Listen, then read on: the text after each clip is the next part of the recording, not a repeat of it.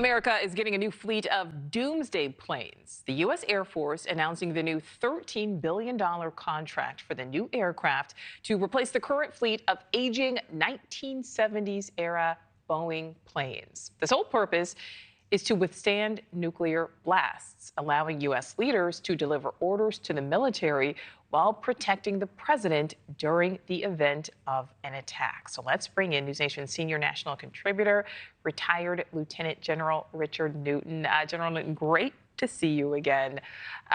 First of all, what is your reaction to this apparent new set of Doomsday planes? Well, good afternoon, Nichole. Always great to be with you as well. It's a capability that's very essential, I believe, to the command and control of our nation's military forces, as you allude to it in a time of crisis. You refer to the 1970s era. My dad was the base commander at Offutt Air Force Base outside of Omaha, Nebraska, when these aircraft were first delivered to the Air Force. In fact, I was a senior in high school. So it's been many decades since this aircraft has been effectively put into service and has done a great job. It's a variant of the 747. We technically call the aircraft the E-4B, as we see on our screen here. But it's now time to upgrade the aircraft and modernize it to go along with a modernized triad of strategic forces for the United States. It's key that we keep up pace with not only the threat, but also with modern technology to secure command and control, provide air refueling capabilities for the aircraft, harden the aircraft against electromagnetic pulse and nuclear effects and so forth. So it's time now. However, we're not going to see this new aircraft, what we're going to call the Survivable Air Operations Center, until about 2030, 35 or so. Okay, and no disrespect to you. I know you said you were a high school senior at the time, but is this upgrade overdue? Because we're talking 50-some years now.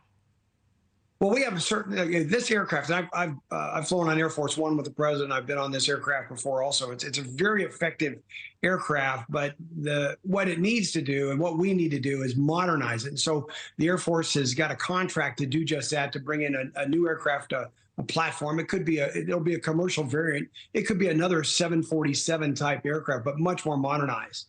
So I believe the timing of this is just about right. Would I've liked to have had the airplane 10 years ago as a commander? Certainly, but we're on pace to replace the current one we see right here.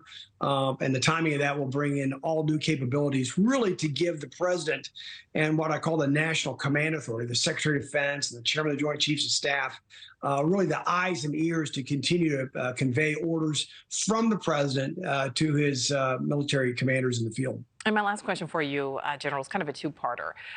World tensions are certainly high right now. Should Americans be worried about a possible World War III? I mean, how would you compare tensions to, say, 20 or even 50 years ago?